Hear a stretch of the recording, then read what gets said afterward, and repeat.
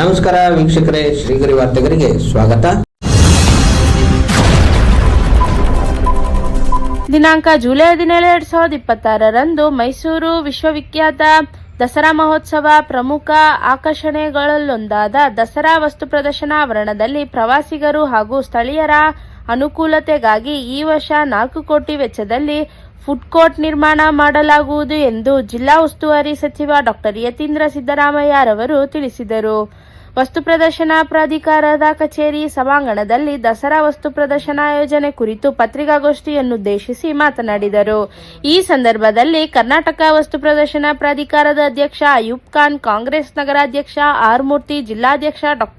ಬಿಜೆ ವಿಜಯಕುಮಾರ್, ಮೂಡಾ ಮಾಜಿ ಅಧ್ಯಕ್ಷ H V Rajiv, Rudresh ಹಾಗೂ ಮತ್ತಿತರರು ಉಪಸ್ಥಿತರಿದ್ದರು. ಒಂದು ಸಂತೋಷವಾದ ದಿನ. ಕಾರಣಾದೃಷ್ಟೇ ನಮ್ಮ ನೂತನ ಮಂತ್ರಿಗಳಾದಂಥ ಡಾಕ್ಟರ್ ಯತೀಂದ್ರ ಸಾಹೇಬರು ವಸ್ತು ಪ್ರದರ್ಶನ ಆಗಮಿಸಿ ವಸ್ತು ಪ್ರದರ್ಶನದಲ್ಲಿ ಒಳ್ಳೆ ಪ್ರಾಜೆಕ್ಟ್ ತಗೋಬೇಕು ಅನ್ನೋದು ಒಂದು ಕಾಳಜಿಯಿಂದ ಇವತ್ತು ಬಂದು ಘೋಷಣೆ ಮಾಡೋಕ್ಕೆ ಬಂದವರೆ. ಆ ಪ್ರಾಜೆಕ್ಟ್ ಬಗ್ಗೆ, ಆ ಪ್ರಾಜೆಕ್ಟ್ ಏನು ಅಂತ ಅವರೇ ತಮ್ಮ ಮುಂದೆ ಘೋಷಣೆ ಮಾಡ್ತಾರೆ.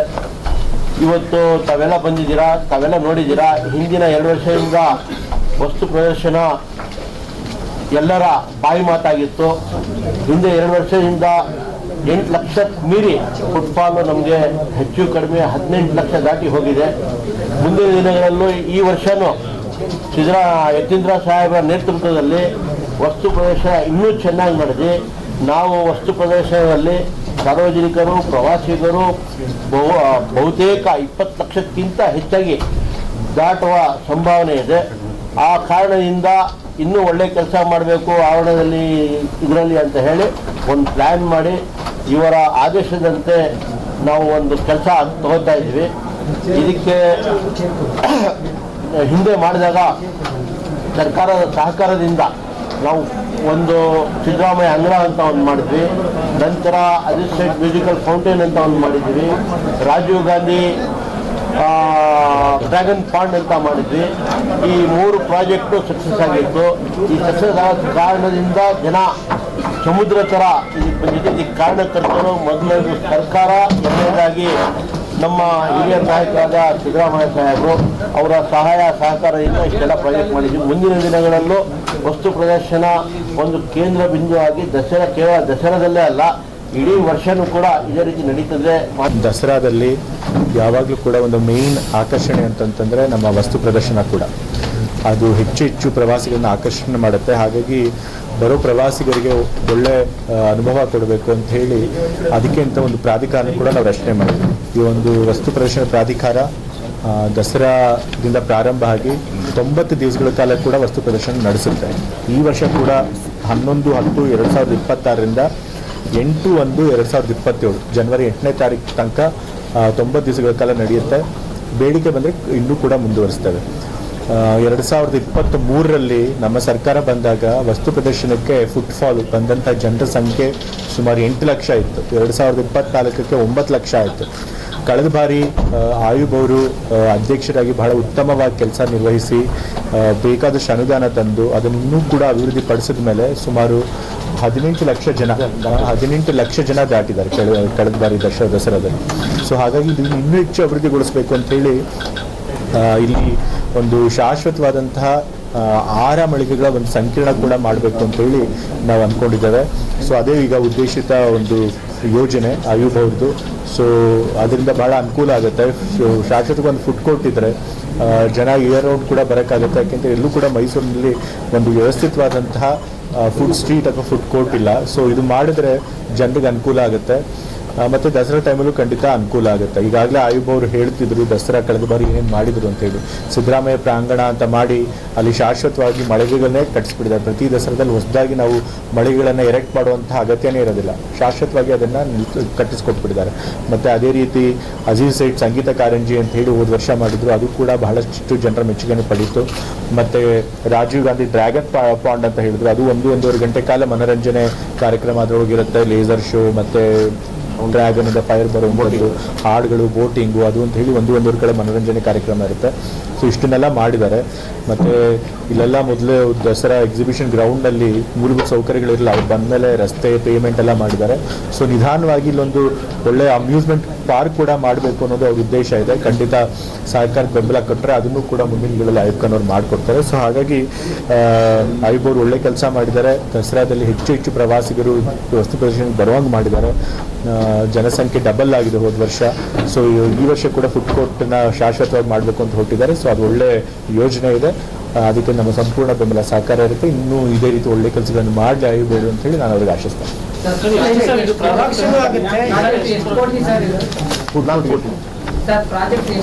4 ಕೋಟಿ 32 ಮಳಿಗೆಗಳು ಬರುತ್ತೆ. ಇನ್ನೂ 100 ಮಳಿಗೆಗಳಿಗಷ್ಟು ಜಾಗ ಇದೆ. ಈಗ ಸದ್ಯಕ್ಕೆ 32 ಮಳಿಗೆಗಳಿಗೆ ನಾವು ಈಗ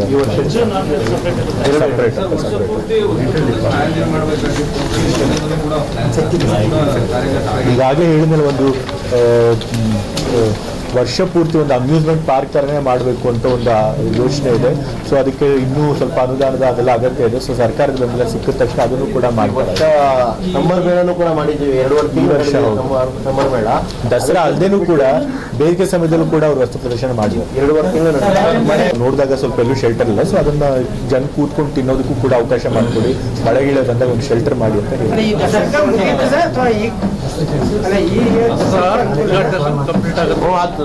ಆಗುತ್ತೆ. ಇನ್ನು 2 ತಿಂಗಳಲ್ಲಿ ಮುಗಿಯುತ್ತೆ. ಈ ಸರಿ ದಸರಾ ಪ್ರಾರಂಭ ಆಗೋಷ್ಟೊಳಗೆ ಫುಡ್ ಕೋರ್ಟ್ ಕೂಡ ರೆಡಿ ಆಗಿರುತ್ತೆ.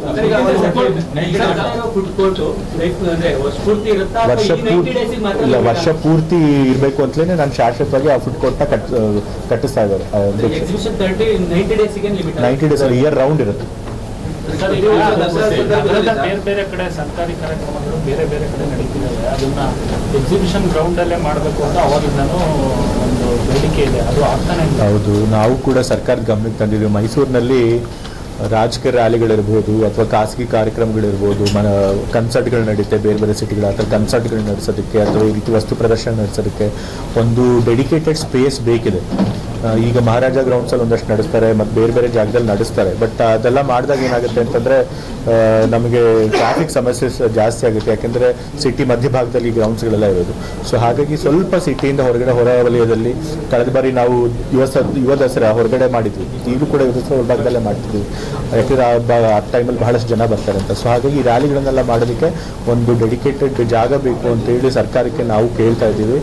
ಅದಕ್ಕೆ ಒಂದು ಜಾಗ ಮೀಸಲಾಗಿ ಮುಂದಿನ ಬರೋದ್ರಿಂದ ಒಂದು ಜಾಗ ಮೀಸಲಾಗಿಟ್ಟು ಒಂದು ಗ್ರೌಂಡನ್ನು ನಾವು ಸಿದ್ಧಪಡಿಸ್ತೇವೆ. ಇನ್ನು ಕೋರ್ಟಲ್ಲೇ ಇದೆ, ಅದು ಇನ್ನೂ ಬಗೆಹರ್ತಿಲ್ಲ. ಕೋರ್ಟಲ್ಲಿ ನಮ್ಮ ಸರ್ಕಾರದಿಂದ ಅದಕ್ಕೆ ವಾದ ಮಾಡ್ತಾರೆ. ಬಟ್ ಇನ್ನೂ ಕೋರ್ಟಿಂದ ತೀರ್ಮಾನ ಬಂದಿಲ್ಲ. ಅದು ಕೋರ್ಟಲ್ಲಿ ಏನು ಇತ್ಯರ್ಥ ಆಗುತ್ತೆ ಅದರ ಮೇಲೆ ನಾವು ಇದು ಮಾಡ್ತೀವಿ. ಸುಮಾರು ಅಭಿಪ್ರಾಯಗಳು ಹೇಳಿದ್ದಾರೆ ದಸರಾ ಹೀಗಾಗಬೇಕು ಹಾಗಾಗಬೇಕು ಅಂತ. ಬಟ್ ಅಲ್ಟಿಮೇಟ್ಲಿ ನಾವು ಹೈಪವರ್ ಕಮಿಟಿ ಮೀಟಿಂಗ್ ಇರುತ್ತೆ ದಸರಾ ಹೈಪವರ್ ಕಮಿಟಿ ಅಂತ ಹೇಳಿ. ಸೊ ಅಲ್ಲಿ ಮುಖ್ಯಮಂತ್ರಿಗಳೇ ಅಧ್ಯಕ್ಷರಿರ್ತಾರೆ. ಸೊ ಅವರ ಅಧ್ಯಕ್ಷತೆಯಲ್ಲಿ ಕಮಿಟಿಲಿ ಏನು ತೀರ್ಮಾನ ಆಗುತ್ತೆ ಅದನ್ನೇ ನಾವು ಪಾಲಿಸ್ತೀವಿ. ಸೊ ಈ ಬಾರಿ ಕಮಿಟಿ ಮೀಟಿಂಗ್ನಲ್ಲಿ ಎಲ್ಲ MLA ಅವರೆಲ್ಲ ಇದ್ದರೂ ಕೂಡ MLA ಗಳೆಲ್ಲರೂ ಅಭಿಪ್ರಾಯ ಏನಂತ ಬಂತು ಅಂತಂದರೆ ಈ ಸರಿ ಮಳೆ ಕೊರತೆ ಇರಬಹುದು, ಆದರೆ ಮುಂಬರುವ ದಿವಸಗಳಲ್ಲಿ ಮತ್ತೆ ಮಳೆ ಬರಬಹುದು. ಸೊ ಹಾಗಾಗಿ ದಸರಾ ಸರಳವಾಗಿ ಮಾಡೋದು ಬೇಡ, ಪ್ರತಿ ವರ್ಷ ಏನು ಮಾಡ್ತಿದ್ದೀವಿ ಅದೇ ರೀತಿ ಇರಲಿ ಅಂತ ಅವರು ಅಭಿಪ್ರಾಯ ವ್ಯಕ್ತಪಡಿಸಿದ್ರು. ಸೊ ಹಾಗಾಗಿ ಮುಖ್ಯಮಂತ್ರಿಗಳು ಕೂಡ ಅದನ್ನೇ ಅನುಮೋದನೆ ಮಾಡಿ ಈ ಬಾರಿ ಪ್ರತಿ ವರ್ಷ ಏನು ವಿಜೃಂಭಣೆಯಿಂದ ನಾವು ದಸರಾ ಆಚರಣೆ ಮಾಡ್ತಿದ್ವಿ ಅದೇ ರೀತಿ ಮಾಡಬೇಕು ಅಂತ ಹೇಳಿ ತೀರ್ಮಾನ ಆಗಿದೆ.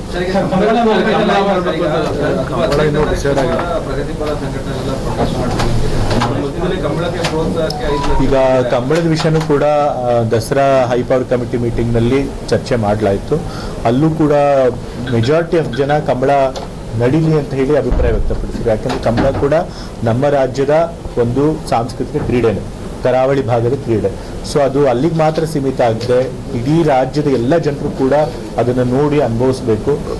ಸೊ ಹಾಗಾಗಿ ಈ ಸರಿ ಮೈಸೂರಿಗೂ ಅದು ಪರಿಚಯ ಮಾಡಬೇಕು ಅಂತ ಹೇಳಿ ಮೆಜಾರಿಟಿ ಶಾಸಕರು ಮತ್ತು ಯಾರು ಸದಸ್ಯರು ಬಂದಿದ್ರು ಅವ್ರದ್ದೆಲ್ಲ ಅಭಿಪ್ರಾಯ ಆಗಿತ್ತು. ಆದರೂ ಕೂಡ ಮುಖ್ಯಮಂತ್ರಿಗಳು ಅದಕ್ಕೆ ಅಂತಿಮವಾದ ತೀರ್ಮಾನ ತೆಗೆದುಕೊಳ್ತಾರೆ.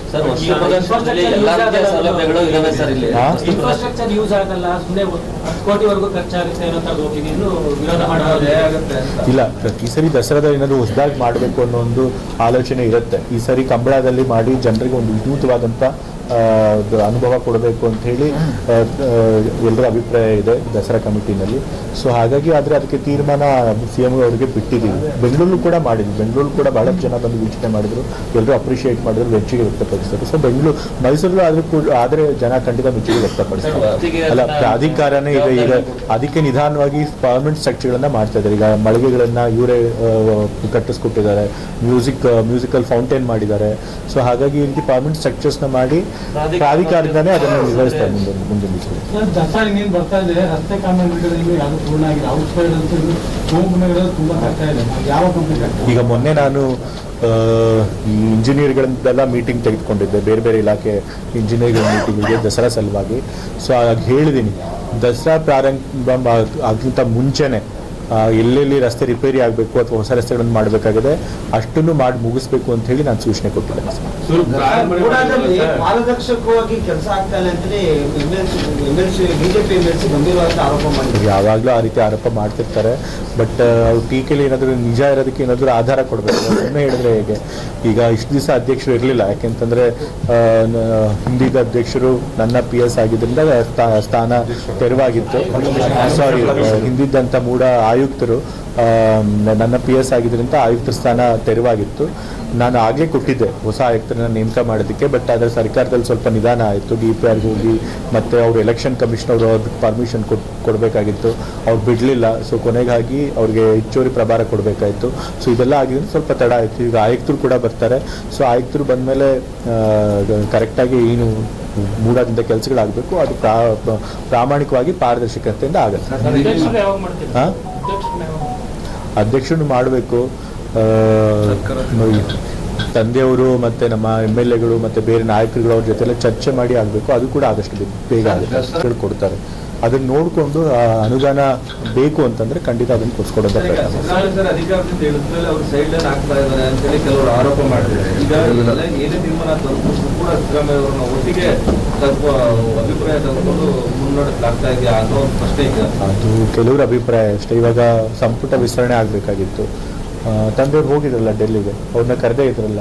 ಸೊ ಹಾಗಾಗಿ ಪ್ರಮುಖ ನಿರ್ಧಾರಗಳನ್ನ ತಗೊಳ್ಬೇಕಾದ್ರೆ ತಂದೆಯನ್ನ ಖಂಡಿತ ಕನ್ಸಲ್ಟ್ ಮಾಡೇ ಮಾಡ್ತಾರೆ. ಹೈಕಮಾಂಡ್ ಅವರು ಆಗಿರಲಿ ಅಥವಾ ಅವರು ಕೂಡ ಶಾಸಕರಾಗಿದ್ದಾರೆ, ಸರ್ಕಾರದಲ್ಲಿ ಭಾಗನೇ ಇರ್ತಾರೆ. ಸೊ ಹಾಗಾಗಿ ಅವರು ಕೂಡ ಸರ್ಕಾರದ ಪ್ರಮುಖ ತೀರ್ಮಾನದ ಬಗ್ಗೆ ಅವರು ತಮ್ಮ ಅಭಿಪ್ರಾಯ ವ್ಯಕ್ತಪಡಿಸ್ತಾರೆ ಮತ್ತು ಸರ್ಕಾರ ಅದನ್ನು ಗಣನೆಗೆ ತೆಗೆದುಕೊಳ್ಳುತ್ತೆ. ಸರ್, ಕಳೆದ ಬಾರಿ ದಸರಾಗೆ ವಸ್ತು ಪ್ರದರ್ಶನಕ್ಕಂತಾನೆ CM ಸಿದ್ದರಾಮಯ್ಯನವರು ವಿಶೇಷವಾದಂಥ ಅನುದಾನ ಕೊಡ್ತಾರೆ. ಖಂಡಿತ. ಈಗ ನಾ ಈಗಾಗಲೇ ಹೇಳಿದಂಗೆ ವಸ್ತು ಪ್ರದರ್ಶನ ಒಂದು ಪ್ರಮುಖ ಆಕರ್ಷಣೆ ಆಗಿದೆ. ದಸರಾದಲ್ಲಿ ತುಂಬ ಜನ ಬರ್ತಾರೆ. 19 ಲಕ್ಷ ಜನ 90 ದಿವಸಗಳಲ್ಲಿ ಅಟೆಂಡ್ ಮಾಡಿದ್ದಾರೆ. ಸೊ ಹಾಗಾಗಿ ಹೆಚ್ಚು ಜನ ಬರ್ತಿರೋದ್ರಿಂದ ಇದು ಚೆನ್ನಾಗಿ ಡೆವಲಪ್ ಮಾಡಬೇಕು, ಅದಕ್ಕೆ ಬೇಕಂತ ಅನುದಾನ ಕೂಡ ಕೊಡಿಸಬೇಕು. ಈ ಸರಿ ಮುಖ್ಯಮಂತ್ರಿಗಳು ಹೇಗೆ ಆ ಬೇಡಿಕೆ ಇಟ್ಟೇ ಇರ್ತಾರೆ. ಕೆಲವರು ಅಭಿಪ್ರಾಯ ಇದೆ. ಮೈಸೂರಿನವರಾಗಿ ಕೂಡ ಮೈಸೂರವರು ಅವರಾಗಿರೋ ಒಂದು ಭಾಗ ಆಗಿರೋದ್ರಿಂದ ರೆಫರ್ ಮಾಡಬಹುದಾ ಹೇಗೆ ಅಂತ. ಖಂಡಿತ ಆ ಒಂದು ಅಭಿಪ್ರಾಯದ ಸಭೆಯಲ್ಲಿ ಬಂತು ದಸರಾ ಕಮಿಟಿ ಮೀಟಿಂಗ್ನಲ್ಲಿ. ನಾವು ಕೂಡ ಅದಕ್ಕೆ ಸಂಪೂರ್ಣ ಸಮ್ಮತಿ ಇದೆ. ಸುತ್ತೂರು ಶ್ರೀಗಳು ರಾಜ್ಯದಲ್ಲಿ ಬಹಳ ಗೌರವಾನ್ವಿತರು. ಯಾಕೆಂತಂದರೆ ಅವರ ಸಂಸ್ಥೆ ಮೂಲಕ ಬಹಳಷ್ಟು ಒಳ್ಳೆ ಕೆಲಸಗಳನ್ನು ಮಾಡ್ತಾರೆ ಮತ್ತು ಎಲ್ಲ ಫೀಲ್ಡ್ಗಳಲ್ಲಿ, ಬರೀ ಶಿಕ್ಷಣ ಮಾತ್ರ ಅಲ್ಲ, ಗ್ರಾಮೀಣ ಅಭಿವೃದ್ಧಿ, ಸಾಂಸ್ಕೃತಿಕವಾಗಿ, ಆಧ್ಯಾತ್ಮಿಕವಾಗಿ ಮತ್ತು ಸಾಹಿತ್ಯಿಕವಾಗಿ ಎಲ್ಲ ಕ್ಷೇತ್ರಗಳಲ್ಲೂ ತುಂಬ ಒಳ್ಳೆಯ ಕೊಡುಗೆ ಕೊಟ್ಟಿದ್ದಾರೆ. ಸೊ ಅಂಥವರು ಉದ್ಘಾಟರಾದರೆ ಖಂಡಿತ ದಸರಾಗೆ ಮೆರುಗಿರುತ್ತೆ. ಜೊತೆಗೆ ಎಲ್ಲರಿಗಿಂತ ಹೆಚ್ಚಾಗಿ ಸುತ್ತೂರು ಮಠ ಇರೋದು ನಮ್ಮ ವರ್ಣಾ ಕ್ಷೇತ್ರದಲ್ಲಿ. ಸೊ ನಮ್ಮ ವರ್ಣಾ ಕ್ಷೇತ್ರದಲ್ಲಿರೋ ಮಠದ ಪೂಜ್ಯರು ಉದ್ಘಾಟನೆ ನಂಗೆ ಬಹಳ ಸಂತೋಷ ಆಗುತ್ತೆ.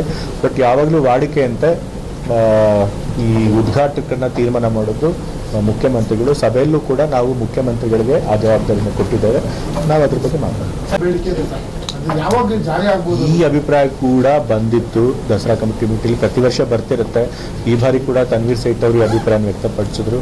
ಮುಖ್ಯಮಂತ್ರಿಗಳು ಅದಕ್ಕೆ ಪರಿಶೀಲನೆ ಮಾಡಿ ತೀರ್ಮಾನ ತಗೊಳ್ತೀವಿ ಅಂತ ಹೇಳಿದರು. ನವೆಂಬರ್ 10 ಆದ್ಮೇಲೆ KDP ಸಭೆ ನಡೆದೇ ಇಲ್ಲ ಮೈಸೂರು. ಸಿದ್ದರಾಮಯ್ಯ ಅವರು ಮಾಡಿದ್ದೆ ಲಾಸ್ಟ್ ಒಂದು 7 ತಾಸು ಮಾಡಿದ್ರು ಸತತ. ಈಗ ನಾನು ಉಸ್ತುವಾರಿ ಮಂತ್ರಿ ಆಗಿದ್ದೀನಿ. ಇನ್ಮೇಲೆ ನಿಯಮಿತವಾಗಿ KDP ಸಭೆಗಳನ್ನು ನಡೆಸಬೇಕು. ಸೊ ನಾನು ಕೂಡ ಮಂತ್ರಿಯಾಗಿ ಈಗಷ್ಟೇ 1 ತಿಂಗಳ ಮೇಲೆ, ಸ್ವಲ್ಪ 2 ತಿಂಗಳಿಗಿಂತ ಕಮ್ಮಿ ಅವಧಿ ಆಗಿದೆ. ಸೊ ಮುಂದಿನ ತಿಂಗಳಲ್ಲಿ ನಾನು KDP ಸಭೆಯನ್ನು ತೆಗೆದುಕೊಡ್ತೇನೆ. ಸೆಷನ್ ಬರುತ್ತೆ, ಮುಂದಿನ ತಿಂಗಳು ಸೆಷನ್ ಮುಗಿದ್ಮೇಲೆ ತೆಗೆದುಕೊಡ್ತೇನೆ. ಪ್ರತಿ ಬಾರಿನೂ ಕೂಡ ಉಪ ಸಮಿತಿಗಳನ್ನು ರಚನೆ ಮಾಡೋ ವಿಚಾರ ಗೊಂದಲ ಆಗಿತ್ತು. ಕಳೆದ ಬಾರಿ ಆಗಿತ್ತು. ಅಂದರೆ ಪಕ್ಷದವ್ರನ್ನ ಕಾರ್ಯಕರ್ತರು ಮಾಡೋ ವಿಚಾರ ಇದೆ. ಈ ಬಾರಿ ಯಾವ ರೀತಿ ಮಾಡ್ತಾರೆ? ಈ ಸರಿ ದಸರಾ ಉದ್ಘಾಟನೆ ಹಿಂದಿನ ದಿನ ಅಥವಾ ಜಂಬೂ ಸವಾರಿ ಹಿಂದಿನ ದಿನ ಕೆಲಸ ಮಾಡೋಕ್ಕಾಗಲ್ಲ, ಅಧಿಕಾರಿಗಳೇ ಫಸ್ಟ್ ಎಲ್ಲ. ಹೌದು, ಈ ಉಪಸಮಿತಿಗಳು ಮಾಡಬೇಕಾದ್ರೆ ಏನಾಗುತ್ತೆ ಅಂತಂದ್ರೆ ತುಂಬಾ ಜನ ಕಾರ್ಯಕರ್ತರನ್ನ ನಾವು ಸದಸ್ಯರನ್ನಾಗಿ ಮಾಡೋದ್ರಿಂದ ಒಂದಷ್ಟು ಗೊಂದಲ ಆಗುತ್ತೆ, ಮತ್ತೆ ಬೇಗನೂ ಮಾಡೋದಿಲ್ಲ. ತುಂಬಾ ದಸರಾ ಪ್ರಾರಂಭ ಆಗುವಂತ ಒಂದು ಸ್ವಲ್ಪ ದಿವಸಗಳ ಹಿಂದೆ ಅಷ್ಟೇ ಮಾಡ್ತೀವಿ, ಅದರಿಂದನೂ ಗೊಂದಲ ಆಗುತ್ತೆ. ಬಟ್ ಈ ಸರಿ ಆ ಗೊಂದಲಗಳ ನಿವಾರಣೆ ಮಾಡ್ತೀವಿ. ಆದಷ್ಟು ಬೇಗ ಉಪಸಮಿತಿಗಳನ್ನು ರಚನೆ ಮಾಡಿ ಲಿಮಿಟೆಡ್ ನಂಬರ್ಸ್ ಕಾರ್ಯಕರ್ತರನ್ನು ಮಾತ್ರ ಸದಸ್ಯರು ಮಾಡುವಂತ ಪ್ರಯತ್ನ. ಇಲ್ಲ, ಎಲ್ಲಾನು ಕೂಡ ಪರಿಗಣಿಸ್ತೀವಿ. ಅಪ್ಲಿಕೇಶನ್ ಇರುತ್ತೆ. ಸೊ ನೋಡಿ, ಕಾರ್ಯಕ್ರಮ ನಿಮ್ಮ ಪಾರ್ಟಿ ಮೆಂಬರ್ ಮಾಡೋದು ಸರಿನಾ ಅಂತ ಎಲ್ಲ ಸಂಸ್ಥೆಗಳು ಮಾಡಿದ್ದೀರಿ. ಈಗ ನಿಗಮ ಮಂಡಳಿಗಳಿಗೆ ಪ್ರತಿ ಸರ್ಕಾರ ಬಂದಾಗ ಯಾರನ್ನ ಡೈರೆಕ್ಟರ್ ಮಾಡ್ತೀವಿ, ನಿರ್ದೇಶಕರು ಮಾಡ್ತೀವಿ, ಅಧ್ಯಕ್ಷರು ಮಾಡ್ತೀವಿ. ಆಯಾ ಆಡಳಿತ ಸರ್ಕಾರದ ಪಕ್ಷ ಯಾವ್ದಿರುತ್ತೆ ಅವ್ರು ಮಾಡ್ತಾರೆ. ದಸರಾದಲ್ಲೂ ಕೂಡ ಯಾವ ಸರ್ಕಾರ ಇರುತ್ತೆ ಅವ್ರ ಪಕ್ಷದ ಕಾರ್ಯಕರ್ತರಿಗೆ ಮಾಡ್ಕೊಡ್ತಾರೆ, ಅದು ಸಹಜವಾದದ್ದು, ಅದ್ರೊಳಗೆ ಏನು ತಪ್ಪಿಲ್ಲ. ಸೊ ಈ ಬಾರಿ ಕೂಡ ಹಂಗೆ ಮಾಡ್ತೀವಿ. ಮತ್ತೆ ಬೇರೆ ಪಕ್ಷದವ್ರು ಕೂಡ ಒಂದಷ್ಟು ಅಕಾಮಡೇಟ್ ಮಾಡುವಂತ ಪ್ರಯತ್ನ ಮಾಡ್ತೀವಿ. ದೇಶದ ಜನರ ಮೇಲೆ ಗೌರವ ಇಲ್ವಾ ಏನು ಅಂತ ನೀವು ಹಿಂದೆ ಇದೇ ರೀತಿ IAC ಮೂವ್ಮೆಂಟ್ ಆದಾಗ ನೋಡಿ, ಅಣ್ಣಾ ಹಜಾರೆ ಅವಾಗ ಉಪವಾಸ ಮಾಡ್ತಾ ಇದ್ರು. ಉಪವಾಸ ಮಾಡ್ತಿದ್ದಂಥ 11 ದಿವಸಗಳಲ್ಲೇ ನಮ್ಮ ಸರ್ಕಾರ ಅವ್ರನ್ನ ಹೋಗಿ ಉಪವಾಸ ಕೈ ಬಿಡಬೇಕು ಅಂತ ಹೇಳಿ ಅವ್ರ ಬೇಡಿಕೆಗಳನ್ನು ಈಡೇರಿಸ್ಕೊಡ್ತೀವಿ ಅಂತ ಹೇಳಿ ಅವ್ರಿಗೆ ಭರವಸೆಗಳನ್ನು ಕೊಟ್ಟಿದ್ರು. ಸೊ ನಮ್ಮ ಸರ್ಕಾರ ಅವಾಗ ಕಾಂಗ್ರೆಸ್ ಸರ್ಕಾರ ಏನಿತ್ತು, UPA ಸರ್ಕಾರ ಏನಿತ್ತು, ಮಾನವೀಯತೆಯಿಂದ ಕೆಲಸ ಮಾಡ್ತಾ ಇತ್ತು. ಯಾವುದೋ ಒಬ್ರು ಸರ್ಕಾರದಲ್ಲಿ ಏನಾದರೂ ಬೇಡಿಕೆ ಇಟ್ಟು ಉಪವಾಸ ಮಾಡ್ತಿದ್ರೆ ಮತ್ತು ಅವ್ರ ಬೇಡಿಕೆ ಎಷ್ಟೊಂದು ಜನ ಒಂದು ಆಶಯ ಆಗಿದ್ದಾಗ ಅದಕ್ಕೆ ಸ್ಪಂದಿಸುವಂಥ ಕೆಲಸ ಮಾಡ್ತಾ ಇದ್ರು. ಆದರೆ ಈ ಸರ್ಕಾರಕ್ಕೆ ಜನರ ಬಗ್ಗೆ ಯಾವುದೇ ಕಾಳಜಿ ಇಲ್ಲ. ಯಾರು ಸತ್ರು, ಯಾರು ಬದುಕಿದ್ರು ಅದಕ್ಕೆ ಚಿಂತೆ ಇಲ್ಲ. ತಾವೇನು ಮಾಡಬೇಕೋ ಅದನ್ನೇ ಮಾಡ್ಕೊಂಡು ಹೋಗ್ತಾರೆ. ಮತ್ತು ಅವರೇ ಹೇಳಿದ್ದಾರೆ, ನಾವು ಯಾರು ರಾಜೀನಾಮೆನೂ ಕೊಡಲ್ಲ, ರಾಜೀನಾಮೆ ಎಲ್ಲ ಕೊಡೋದು ಹಿಂದಿನ ಸರ್ಕಾರಗಳು. ನಮ್ಮ ಸರ್ಕಾರದಲ್ಲಿ ಅವ್ರ ಮಂತ್ರಿಗಳು ಏನೇ ತಪ್ಪು ಮಾಡಲಿ, ಜನ ಅವ್ರಿಗೆ ಎಷ್ಟೇ ಬೈಲಿ, ಆದರೆ ನಾವು ಮಾತ್ರ ರಾಜೀನಾಮೆ ಕೊಡಲ್ಲ ಅಂತ ಹೇಳಿ ಬಂಡತನ ಪ್ರದರ್ಶನ ಮಾಡುವಂಥ ಈ ಸರ್ಕಾರ ಇದು. ಸೊ ಹಾಗಾಗಿ ಗೊತ್ತಿರುವಂಥದ್ದೇ, ಮೋದಿ ಸರ್ಕಾರ ಇರೋದು ಒಂದಿಷ್ಟು ಮಾನವತೆ ಇಲ್ಲದೆ ಇರುವಂಥ ಸರ್ಕಾರ, ಜನರ ಆಶಯಗಳಿಗೆ ಸ್ಪಂದಿಸದೇ ಇರುವಂಥ ಸರ್ಕಾರ. ಅವರ ಸರ್ಕಾರದಲ್ಲಿ ತಪ್ಪಾಗಿದ್ರು ಕೂಡ, ಹಗರಣಗಳಾಗಿದ್ರು ಕೂಡ, ಆ ಹಗರಣಗಳಿಂದಾಗಿ ಎಷ್ಟೊಂದು ಜನರ ಜೀವ ಹೋಗಿದ್ರು ಕೂಡ ಅದ್ರ ಬಗ್ಗೆ ಯೋಚನೆ ಮಾಡಿದಿರುವಂಥ ಸರ್ಕಾರ. ಸೊ ಇಂಥ ಬಂಡ ಸರ್ಕಾರನ ಯಾರೂ ನೋಡ್ರಲ್ಲ. ಬಟ್ ದುರದೃಷ್ಟವಶಾತ್ ನಮ್ಮ ದೇಶ ಇವತ್ತು ಅಂಥ ಸರ್ಕಾರನ ನೋಡುವಂಥ ಪರಿಸ್ಥಿತಿ ಬಂದಿದೆ. ಬೃಹತ್ ಬೆಂಗಳೂರು ಏನಿದೆ ಅದರದ್ದು ಎಲೆಕ್ಷನ್ನು ಈ ನವೆಂಬರಲ್ಲಿ ನಡೆಯುತ್ತೆ ಅಂತ ಹೇಳಿದ್ದಾರೆ. ಮತ್ತು ನಮ್ಮ ಗ್ರಾಮೀಣಾಭಿವೃದ್ಧಿ ಸಚಿವರು ಕೂಡ ಗ್ರಾಮ ಪಂಚಾಯಿತಿ ಚುನಾವಣೆಗಳನ್ನು ಈ ವರ್ಷನೇ ಮಾಡಿ ಮುಗಿಸ್ತೀವಿ ಅಂತ ಹೇಳಿ ಹೇಳಿಕೆ ಕೊಟ್ಟಿದ್ದಾರೆ. ಸೊ ಆದಷ್ಟು ಬೇಗ ಸ್ಥಳೀಯ ಚುನಾವಣೆಗಳನ್ನು ನಾವು ನಡೆಸ್ತೇವೆ. ಅವುಗಳನ್ನು ಮಾಡಬೇಕು. ಈಗ ನಗರ ಪಾಲಿಕೆ ಏನಕ್ಕೆ ಸ್ವಲ್ಪ ವಿಳಂಬ ಆಯಿತು ಅಂತಂದರೆ, ನಾವು ಬೃಹತ್ ಮೈಸೂರು ಮಾಡಬೇಕು ಅಂತ ಅಂದ್ಕೊಂಡಿದ್ವಿ. ಅದಕ್ಕೆಲ್ಲ ಪ್ರಪೋಸಲ್ ಕೂಡ ಕೊಟ್ಟಿದ್ವಿ. ಆದರೆ ಗವರ್ನರ್ ಹತ್ರ ಹೋದ್ಮೇಲೆ, ರಾಜ್ಯಪಾಲರ ಹತ್ರ ಹೋದ್ಮೇಲೆ ಅವರು ಏನು ಈಗ ಸೆನ್ಸಸ್ ನಡೀತಿದೆ, ಆ ಸೆನ್ಸಸ್ ನಡೀತಿರೋದ್ರಿಂದ ಯಾವುದೇ ಬದಲಾವಣೆ ಮಾಡೋಕ್ಕಾಗಲ್ಲ ಅಂತ ಹೇಳಿ ಅದನ್ನು ಸ್ಟಾಲ್ ಆಗೋಯಿತು. ಸೊ ಆ ಕಾರಣದಿಂದ ನಾವು ನಗರಸಭೆ ಎಲೆಕ್ಷನ್ ಮಾಡಿಲ್ಲ. ಈಗ ಸೆನ್ಸಸ್ ಮುಗಿಯೋ ತನಕ ಕಾಯೋದು ಬೇಡ ಅಂತ ಅಂದ್ಕೊಂಡಿದ್ವಿ. ಸೊ ನಗರ ಪಾಲಿಕೆಗೆ ಚುನಾವಣೆ ನಡೀಬೇಕು. ಅದನ್ನು ಕೂಡ ನಮ್ಮ ಮುಖ್ಯಮಂತ್ರಿಗಳ ಜೊತೆ ಮತ್ತು ಬೇರೆ ನಾಯಕರುಗಳ ಜೊತೆ ಚರ್ಚೆ ಮಾಡಿ ಆದಷ್ಟು ಬೇಗ ಅದನ್ನು ನಡೆಸ್ತೇವೆ. ಟ್ರಾಫಿಕ್ ತುಂಬ ಕೆಟ್ಟ ಪರಿಸ್ಥಿತಿಗೆ ಬಂದಿದೆ. ಅದರಿಂದ ಎಷ್ಟೊಂದು ಜನ ರೋಡಲ್ಲಿ ವೆಹಿಕಲ್ಗಳಲ್ಲಿ ಓಡಾಡೋದು ಕೂಡ ಪ್ರಾಣ ಕಳ್ಕೊಳ್ಳುವಂಥ ಸ್ಥಿತಿ ಬಂದಿದೆ. ಹಾಗಾಗಿ ಅಲ್ಲಿ ಬೇರೆ ದಾರಿ ಇಲ್ಲ. ಇನ್ನು ಬೀದಿ ಬದಿ ವ್ಯಾಪಾರಿಗಳನ್ನ ಅವ್ರನ್ನ ತೆರವು ಮಾಡಲೇಬೇಕಾದಂಥ ಅನಿವಾರ್ಯ ಪರಿಸ್ಥಿತಿ ಇದೆ. ಆದರೆ ಬೇರೆ ಸಿಟಿಗಳಲ್ಲಿ ಟ್ರಾಫಿಕ್ ಪರಿಸ್ಥಿತಿ ಅಷ್ಟೊಂದು ಬಿಗಡಾಯಿಸಿಲ್ಲ. ಸೊ ಹಾಗಾಗಿ ನಾವು ಸ್ವಲ್ಪ ಮಾನವೀಯತೆಯಿಂದ ನಾವು ಅವ್ರಿಗೆ ಸ್ವಲ್ಪ ಅವ್ರಿಗೆ ಅವಕಾಶ ಮಾಡಿಕೊಡ್ಬೋದು. ಸೊ ಅವ್ರಿಗೆ ನೋಟಿಸ್ಗಳು ಕೊಟ್ಟು, ಅವ್ರಿಗೆ ಸರಿಯಾದಂಥ ಒಂದು ಅವಧಿ ಕೊಟ್ಟು ಅಲ್ಲಿಂದ ಜಾಗ ಬದಲಾವಣೆ ಮಾಡೋಕ್ಕೆ, ಮತ್ತು ಬೇರೆ ಆಲ್ಟರ್ನೇಟಿವ್ ಜಾಗನೂ ಕೂಡ ಕೊಟ್ಟು ನಾವು ಅವ್ರನ್ನ ತೆರವು ಮಾಡಿಕೊಡ್ಬೇಕಾಗುತ್ತೆ. ನಾನು ಕೂಡ ಅದೇ ಸೂಚನೆ ಅಧಿಕಾರಿಗಳಿಗೆ ಕೊಟ್ಟಿದ್ದೇನೆ. ಮೈಸೂರಲ್ಲಿ ಒಂದಷ್ಟು ಫುಡ್ ಸ್ಟ್ರೀಟ್ಗಳು ಮಾಡಿ, ಮತ್ತು ಕಮರ್ಷಿಯಲ್ ವೆಂಡರ್ಸ್ಗೆ ಅಂತಲೇ ಒಂದು ಮಾರ್ಕೆಟ್ ಥರ ಪ್ಲೇಸ್ ಮಾಡಿ, ಮತ್ತು ತರಕಾರಿ ಹಣ್ಣುಗಳನ್ನು ಮಾಡೋದು ಅವ್ರಿಗೊಂದು ಮಾರ್ಕೆಟ್ ಮಾಡಿ, ಮತ್ತು ಒಂದೇ ಕಡೆ ಕಾನ್ಸಂಟ್ರೇಟ್ ಆಗದಂಗೆ ಸಿಟಿಗಳಲ್ಲಿ ಬೇರೆ ಬೇರೆ ಕಡೆ ಈ ರೀತಿ ಮಾರ್ಕೆಟ್ ಪ್ಲೇಸ್ಗಳನ್ನು ಮಾಡಿ ಅಂತ ಹೇಳಿ ಕೂಡ ನಾನು ಸೂಚನೆ ಕೊಟ್ಟಿದ್ದೀನಿ. ಮುಂಬರುವ ದಿವಸಗಳಲ್ಲಿ ಅಂಥ ಜಾಗಗಳನ್ನು ಮಾಡ್ತೇನೆ. ಸಂಗೀತ ಕಾರಂಜಿ ಮೊದಲು ಎಷ್ಟೋ ವರ್ಷಗಳಿಂದ ಇರುವಂಥದ್ದು, ಅದೇನು ಹೊಸದೇನಲ್ಲ. ಸೊ ಅದನ್ನು ಕೂಡ ನಾವು ಮಾಡ್ತಾ ಇದ್ದೀವಿ. ಮಳಿಗೆಗಳಂತೂ ಮಾಡೇ ಮಾಡ್ತೀವಿ. ಫುಡ್ ಕೋರ್ಟ್ ಅಂತೂ ಎಲ್ಲಿ ವಸ್ತು ಪ್ರದರ್ಶನಗಳಿರುತ್ತೆ ಅಲ್ಲಿ ಇರಲೇಬೇಕು. ಸೊ ಅದನ್ನೇ ಮಾಡ್ತೀವಿ. ನಾವೇನು ಹೊಸದಾಗಿ ವಿದೇಶಿ ಸಂಸ್ಕೃತಿ ಏನು ತರ್ತಾ ಇಲ್ಲ. ಶೈಲಿಯಲ್ಲೇ ಹೌದು, ಮತ್ತೆ ಇಲ್ಲೇನು ಒಂದು ಡಿಸೈನ್ ಆರ್ಕಿಟೆಕ್ಚರ್ ಮಾಡಿದ್ದಾರೆ ಕೂಡ, ಅದು ಕೂಡ ನಮ್ಮ ಕರ್ನಾಟಕದ ಒಂದು ಏನು ಸಂಸ್ಕೃತಿ ಇದೆ ಅದರ ಆಧಾರದ ಮೇಲೆ ಮಾಡಿದ್ದಾರೆ. ಸೊ ಮತ್ತೆ ಇಲ್ಲಿ ಕಾವೇರಿ ಮ್ಯೂಸಿಯಂ ಇದೆ, ಅದು ಕೂಡ ನಮ್ಮ ರಾಜ್ಯದ ನದಿ ಬಗ್ಗೆ ತಿಳಿಸ್ಕೊಡುವಂತಹ ಮ್ಯೂಸಿಯಂ. ಸೊ ಹಾಗಾಗಿ ಎಲ್ಲ ನಮ್ಮ ದೇಶ ಸಂಸ್ಕೃತಿನ ಗಮನದಲ್ಲಿಟ್ಕೊಂಡು ಎಲ್ಲ ಕಾರ್ಯಕ್ರಮಗಳನ್ನ ಮಾಡಿದ್ವಿ. ಸರಿ, ಸಾಕು, ಥ್ಯಾಂಕ್ ಯು. ಪ್ರಧಾನಮಂತ್ರಿಗಳು ಹೊರದೇಶದ ಬಗ್ಗೆ ಬಹಳ ಕಾಳಜಿ ಇಟ್ಕೊಂಡಿದ್ದಾರೆ. ದೇಶದಲ್ಲಿ ರಾಮ ಮಂದಿರ ಲೂಟ್ ಆದರೂ ಅದ್ರ ಬಗ್ಗೆ ಮಾತಾಡ್ತಾ ಇಲ್ಲ. ನಾನು ಹೇಳಿದ್ನಲ್ಲ, ಇದೊಂದು ಭಂಡ ಸರ್ಕಾರ. ಇವ್ರು ಏನೇ ಹಗರಣ ಮಾಡಲಿ, ಏನೇ ಅನಾಚಾರ ಮಾಡಲಿ, ಅದನ್ನ ಯಾರೇ ಪ್ರಶ್ನಿಸಿದ್ರು ಕೂಡ ಅವ್ರಿಗೆ ದಪ್ಪ ಚರ್ಮ, ಅದನ್ನ ಅವ್ರ ತಲೆ ಒಳಗೆ ಹೋಗೋದೇ ಇಲ್ಲ. ಇವ್ರು ಏನು ಮಾಡಿದ್ದಾರೆ, ಚುನಾವಣೆಗಳನ್ನು ಜನರು ಇಲ್ಲದೆ ಹೋದ್ರೂ ಕೂಡ ನಾವು ಪ್ರಜಾಸತ್ತಾತ್ಮಕ ಸಂಸ್ಥೆಗಳನ್ನು ಕ್ಯಾಪ್ಚರ್ ಮಾಡಿಕೊಂಡು ಚುನಾವಣೆಗಳು ಹೇಗಾದರೂ ಗೆಲ್ಬೋದು ಅಂತ ಹೇಳಿ ತಿಳ್ಕೊಂಡ್ಬಿಟ್ಟಿದ್ದಾರೆ. ಸೊ ಹಾಗಾಗಿ ಜನರ ಬಗ್ಗೆ ಅವ್ರಿಗೆ ಯೋಚನೆ ಇಲ್ಲ. ಬಟ್ ನಾವುಗಳು ಜನಗಳು ಈ ಸರ್ಕಾರದ ವಿರುದ್ಧ ತಿರುಗಿ ಬಿದ್ದು ಪ್ರಜಾಪ್ರಭುತ್ವ ಉಳಿಸ್ಕೊಳ್ಬೇಕಾದಂತಹ ಪರಿಸ್ಥಿತಿ ಬಂದಿದೆ. ಜನರಿಗೆ ಜಾಗೃತಿ ಮೂಡಿಸ್ಬೇಕಂತ ಜವಾಬ್ದಾರಿ ನಮ್ಮ ರಾಜಕೀಯ ಪಕ್ಷಗಳ ಮೇಲಿದೆ. ಆ ಕೆಲಸ ನಾವು ಮಾಡೋ ಪ್ರಯತ್ನ ಮಾಡ್ತೀವಿ. ದಸರಾ ಒಳಗಡೆ ನಗರ ಪಾಲಿಕೆ ಚುನಾವಣೆ ನಡೆಸ್ತೀರಾ? ದಸರಾ ಒಳಗೆ ಆಗಲ್ಲ, ಅದ್ರ ಬಗ್ಗೆ ಚರ್ಚೆ ಮಾಡಿ ತೀರ್ಮಾನ ತೆಗೆದುಕೊಳ್ಳಿ. ಮತ್ತೆ ಮುಂದಿನ ವಾರ್ತೆಗರಿಯಲ್ಲಿ ಭೇಟಿಯಾಗೋಣ. ಶ್ರೀಗರಿ, ನಿಮ್ಮ ಮನದಾಳದ ಗರಿ.